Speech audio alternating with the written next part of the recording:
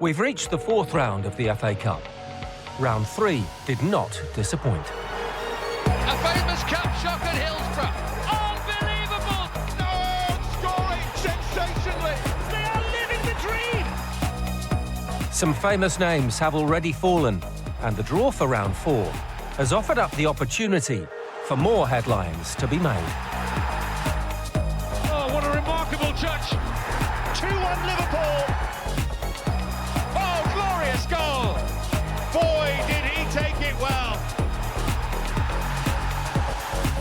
Welcome to the Emirates FA Cup preview show.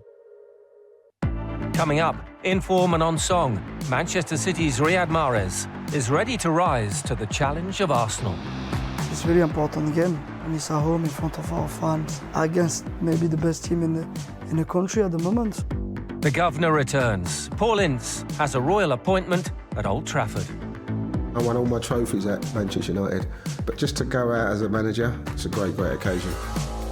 Leicester's Youri Tielemans remembers a cup final cracker. The fact that it was the FA Cup final, the only goal as well for me, it was the best goal that I ever scored.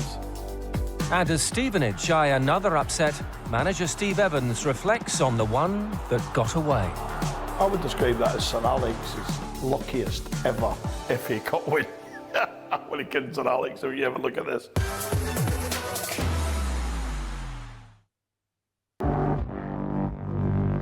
For Manchester City, it's been a frustrating winter.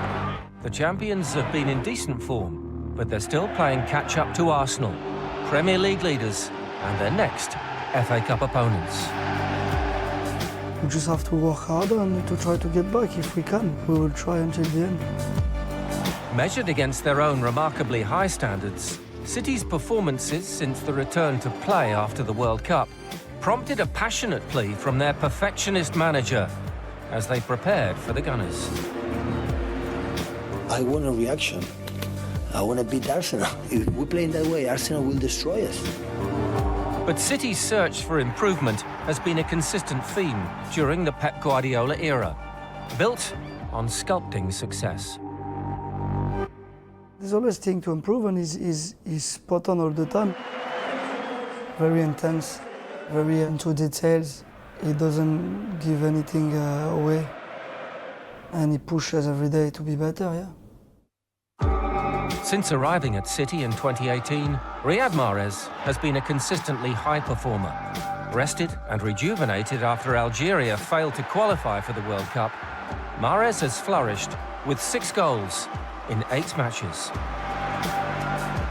I took the anger and frustration that didn't go to the World Cup, come back being fresh and start again. When you start scoring goals, you feel better and you're more confident. Mahrez was player of the match in City's third-round demolition of Chelsea. Next up, Arsenal, where Mahrez is aiming to be just as influential, carving out chances for the prolific Erling Haaland, if the Norwegian is unleashed against the Gunners. He is a more direct player. You can play long balls to him, you can play in behind, he's fast, he's big in the box. Important for us. Great guy as well. He needs to keep scoring. He's good for us, yeah. For Mahrez, the tie also means a reunion with the Arsenal manager Mikel Arteta. The Algerian faced Arteta, the player, during Leicester City's title-winning campaign, and then worked with him when the Spaniard became Guardiola's assistant at City. I already felt that he was going to be a good manager, even when he was struggling at Arsenal. I was saying to people around me that he will overcome the situation because he's been with Pep. And you can see the way they play, similar to us. The most difficult as a manager is to give it to your players. And that's what he's good at, Mikel, I think. So, and that's what our manager is good at as well. So I think that's what Mikel took from him, yeah. Arteta, the manager, is proven against City. He masterminded a semi-final win in 2020 at Wembley. A famous win for Mikel Arteta to overcome his friend and mentor. I love him like yesterday or this morning, same way. And whilst it remains to be seen who comes out on top in the title race, City's immediate goal is to avenge that defeat and put Arsenal's FA Cup ambitions on ice. It's a really important game, and it's at home in front of our fans against maybe the best team in the country at the moment. So it's really historic cup, and it's the only thing we want just once. So we want to win again. Yeah.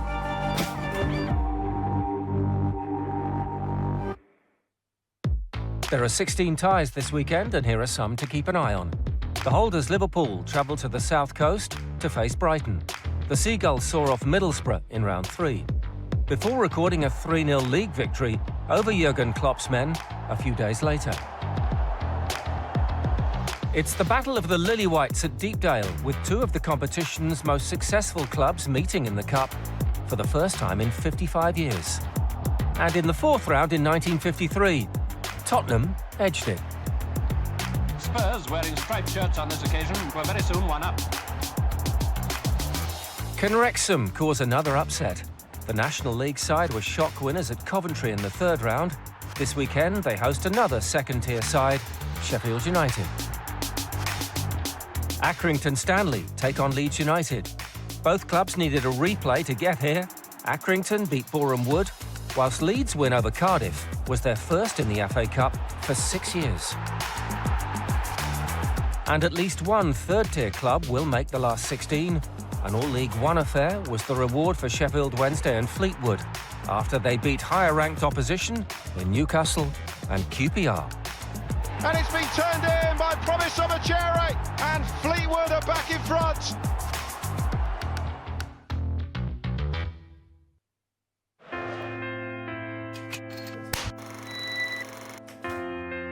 Going to United, it was about winning trophies. It wasn't about finishing second or third or getting knocked out in the semi-finals of tournaments. It was about winning it. So to win the FA Cup at Wembley, it's something that every kid dreams of. After an illustrious playing career, Paul Ince has had mixed fortunes in management. A rapid rise was followed by a string of short spells and sackings, and then an 8-year absence from the game. That kind of hurt, you know what I mean? That kind of made me just sit back and take stock of, this manager's job. It's ruthless sometimes, And the next year after that, I went for a couple of jobs, didn't get them. Seeing my daughter in London, I was at uni, I was playing golf with my son, I was watching Thomas play. So all of a sudden, after a year, 2 years, I was actually really enjoying my life. I was sleeping at night, tossing and turning, thinking about what team I'm going to play or what injuries I've got. Ince returned to management last February, taking temporary charge of relegation-threatened Reading. I just thought, right, listen, 2 or 3 games, that's where I was locked in. It's funny though, because I've seen this film before. I've seen this movie before where people go in for 2 or 3 games and end up staying for 3 or 4 years. 3 games gone, 4 games gone, 5 games gone, and I'm thinking to myself, when's this manager coming? And obviously the fact that we started to get on a little bit of a run, I really started to enjoy it, and I really kind of felt that I was back where I belong, on the grass with the players, the bands, all the stuff that you kind of miss for 8 years. It came out that I was staying to the end of the season. You could hear all the people going, what's going on here? It must be mad. Why are they going for someone like Paul, who's not managed for 8 years? But they were talking like I was 75 and I was one of these, dinosaur managers, far, far from that, So once I got over that, managed to keep him up, and here I am. Now permanently in the dugout, Ince has Reading thriving, despite working under a transfer embargo. You look at the January window, all the other teams are getting stronger and buying players, and we can't. Listen, we're to blame, because obviously we broke the rules a couple of years ago. This year, the EFL put sanctions and restrictions on us. And basically, the restrictions are for us to actually go down.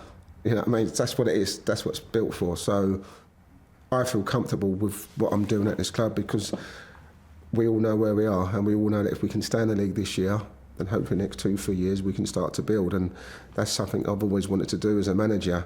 Because if you look at my manager's career, I've either been here 5 months or 6 months or a year. I've never had that kind of sustainability where I've been here for 2-3 years and actually built a team. Now he takes the Championship club back to the scene of his greatest successes as a player. I won all my trophies at Manchester United. It'd be weird. Obviously, I've done it when I was at Blackburn. That was a long, long time ago. I've been there a couple of times doing a bit of punditry. But just to go out as a manager, pitting your wits up against Ten Hag, it's a great, great occasion. For me personally, for my family, because they were there. You know, because my daughter 21 and Daniel's 25, so they've not really seen much of me as a footballer. They've only kind of seen me as a manager. So for them to experience that, to walk up, to sit in Old Trafford and watch their dad manage a team to try and beat one of the best teams in the league, so it's going to be tough. But also for the players, you know, for the fans. You know, as much as we talk about the embargo and how tough it is, you know, to give them this kind of present, you know, to go to Old Trafford. It'll be a great day out. Players will love it. But we're going there to win. We're not going there to sightsee and go, oh, this is Old Trafford. And no, we want to go and win the game. As a kid, I used to play a game called Wembley. You used to pretend to walk up the wall steps and lift the FA Cup. And in the playground, it wasn't about winning the league. It was about winning the FA Cup because it was such a massive, massive trophy. It's the biggest domestic trophy in the world. This is what makes it so great, because it throws up draws like this. Things for us as a club, Reading, to have our fans go up there and be part of something amazing. That's what the FA Cup's all about.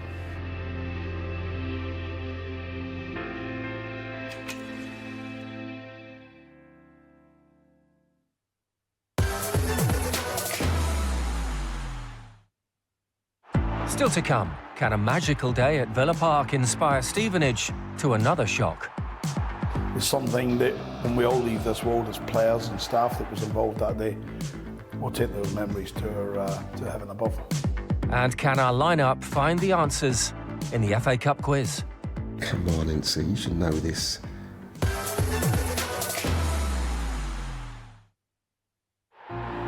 For 150 years, the FA Cup has delivered timeless moments.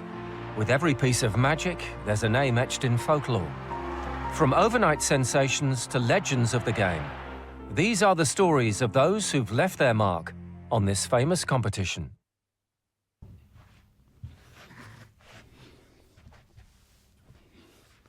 Hello everyone, this is Youri Tielemans and this is my page in FA Cup history.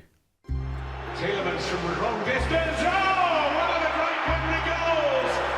Youri Tielemans fires the Foxes in front. My goal, it was very few moments maybe in the end of the game that defined this final. It's always special to play in finals, but especially after the whole season without any fans at all, with COVID going on, you kind of forget that noise a little bit. Having them back for that game was very special, and I think personally that the Leicester fans were really loud the whole game through. We just felt them behind us. It was really good and very special. On the pitch, it was a tough battle because Chelsea were doing really well in the league. We were having a really good season as well, so in one game everything can happen.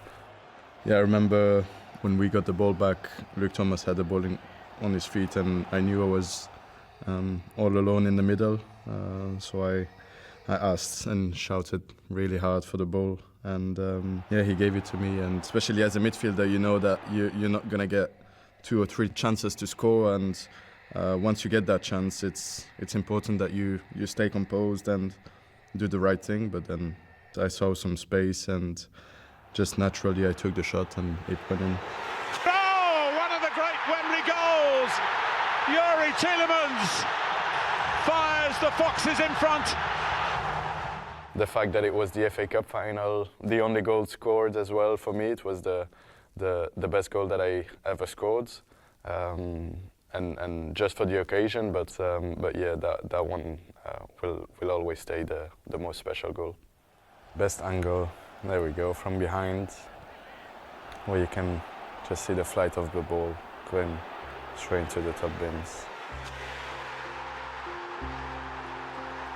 I think I kept asking the referee how long there was left, and he kept saying 1 minute, and I felt that minute was so long. And then towards the end, when they scored, it in our mind it was a disaster because we gave so much in that game.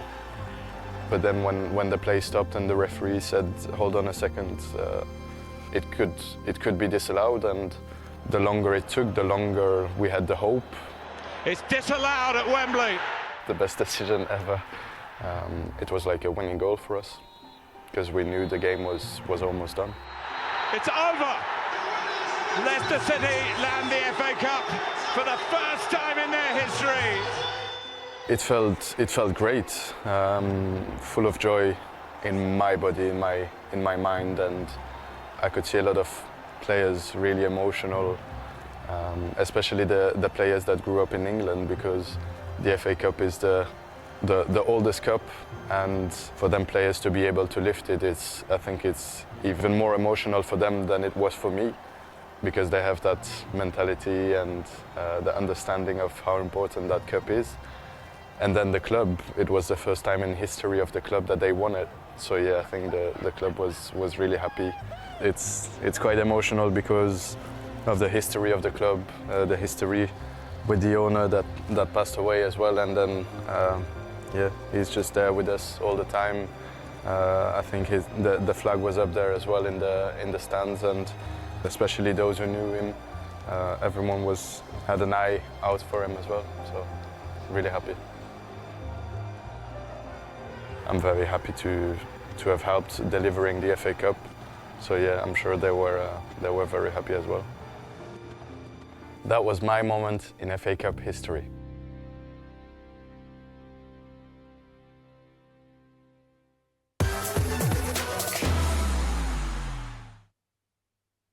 In round 3, Stevenage stole the headlines with their giant killing at Aston Villa, a club 3 divisions above them in the football pyramid. The FA Cup for me is the most magical cup competition in the world, and I think it's respected around the globe. I think cup upsets are every season, but very seldom do you see a lower league club go to the home of a Premier League club and win. And that's what makes the win so special. You wake up on Monday and you are the leading story in the BBC Sports News, you are the leading story in the Sky News, you're the leading story in most national newspapers. It's fantastic when it's so positive like that. The emotions and the feeling when you have a win like that, especially in the FA Cup, is something that when we all leave this world as players and staff that was involved that day, we'll take those memories to heaven above. How I've managed my teams in the magic of the FA Cup against higher league opposition is to say, stay in the game, stay in the cup tie. And that's what we did. We've scored a lot of late goals this season already. We've won a lot of games 2-1 as well. We said at half time, if we keep it tight, we keep it at 1-0. Hopefully they get a bit comfortable and don't push too hard. And we knew if we kept it at 1-0, we would have a chance. I don't think anyone expected us to get 2 chances and get an equaliser and a winning goal, but fortunately for us, we did. Oh, unbelievable! Unbelievable! Dean Campbell! And Stevenage supporters cannot believe what they've seen. I think it took until about Wednesday until I stopped watching the goal back. It was great. So many of our fans there making so much noise, and I think it's been a long time since they've seen something like that, so it was great for everyone involved with the club. Steve Evans is no stranger to a famous FA Cup run. In both 2011 and 2012, his Crawley Town side progressed to the 5th round before losing to Premier League opposition. The magic of the FA Cup probably come home to me in those 2 seasons alone. I think we certainly beat a host of championship clubs. I can name them, you know, Derby County, Hull City, Bristol City, Swindon were flying under Danny Wilson. And it took Manchester United at Old Trafford to stop that run, 1-0. And it took Stoke City in the 5th round the second season, if you like. Just magic moments. I would describe that as Sir Alex's luckiest ever FA Cup win. When he kidding Sir Alex, if you ever look at this. He's a very humble man, Sir Alex, for everything he's achieved in the game. And for him to be in his office afterwards and entertaining us and say that the best team lost, and he meant it, it wasn't tongue-in-cheek, and he actually said it in front of the cameras that day. But just to go to Old Trafford and experience that, the theatre of dreams, is there for life. Evans only arrived at Stevenage in March 2022, when the Borough were 22nd in League Two. Now they're aiming for promotion, and the inspirational Evans has been rewarded with a new contract. He's done an amazing job. First of all, last year to stop them from getting relegated, and then this year he's just carried on that form that he finished with last year. He doesn't let the standards drop. Whether we win a game, he's still at us. The standards are still there. Obviously, he's got a set up and playing in a great way. I think it's been a combination of a monumental amount of effort from everyone inside the football club. This is in real terms, a small football club where everyone's opinion is sought, everyone's opinion is listened to. So it's an approach of togetherness that's took us this far this season. The fourth round draw has sent Stevenage to Stoke City of the Championship, managed by another Scot, Alex Neil. We've done a pro licence together, and of course he's a Bells Hill boy. I'm a Cambuslang boy, so I think it's 3-4 miles apart in terms of we grew up. I know what he stands for. I've spent many a day coaching, watching him, listening to him. Many days he's listened to me, and we've spent flights together, beers together. We've enjoyed it all. So Glaswegian, Cup tie, a wonderful stadium. They're obviously the favourites. They're 2 leagues above us in the Championship, and there'll be a team full of quality players again. But I think having been to Villa and done what we did there, we will have confidence that we can hopefully stop them from scoring, deny them opportunities and disrupt their game a little bit, and hopefully we can get a similar result. More than a decade ago, Evans took Crawley to round 5. Don't back against a repeat with Stevenage. Well, that's the dream, isn't it? That's the magic of the FA Cup. It's dreams from when you're a little lad. You speak to my players, they've all dreamt of playing in it. Their day at Aston Villa will never be repeated in my eyes, because you get one of them once in a lifetime, so to speak. But it doesn't mean that we can't go to Stoke and get a result and then draw another Premier League club and have another magic day.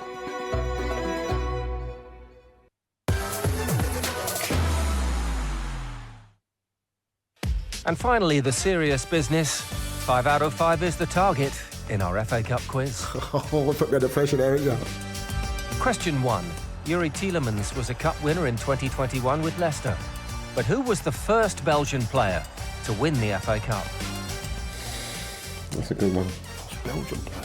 Could say Kevin De Bruyne, but Eden Hazard. Lukaku. Courtois. I'm going to say Vertonghen. Company. It was Vincent Kompany. Company. Vincent, give me a ring. Thank you. Yes, now Burnley manager Vincent Kompany was the first Belgian to win an FA Cup, playing for Manchester City in 2011. Question 2. And which Premier League side did Stevenage knock out in the last round? Stevenage. Newcastle United. I should know this because it's my mate. Steve Evans is a mate of mine. Oh, so this season, Was that Villa? Aston Villa. Come on, Ince, you should know this. Aston Villa. That's a Villa, wasn't it? Oh, I'm good. Easy for Steve. Well done, Youri. Stevenage beat Aston Villa. Question 3. Reading boss Paul Ince returns to Old Trafford in the 4th round. But how many FA Cups did he win with Manchester United? Oh, wow. 4. Random guess. 4. I'm going to go on this. 3. 2. 2. No, yeah. Sorry, Ince. If I didn't get that one. Yes, Paul is twice an FA Cup winner, in 1990 and 1994. Question 4. Manchester City's Julian Alvarez was on the score sheet in round 3. But which other Argentine World Cup winner also scored? He's got an English-sounding name, hasn't he? McAllister. McAllister, Brighton. McAllister. McAllister. How can I not get McAllister? God! Unlucky, Steve. It was Alexis McAllister who scored in Brighton's 5-1 win at Middlesbrough. And question 5. Which non-league club are the only Welsh side left in this year's FA Cup? Oh, what's the name again? Their badge is red and white. Non-league, Wrexham. Wrexham. Wrexham. Oh, Wrexham. There we go. Well done, Youri. Wrexham of the National League are the last Welsh representatives in the FA Cup. And we have joint winners this week. Youri, Carl and Paul, all scoring 4 out of 5. Better than a gaffer. I'm more than happy with that.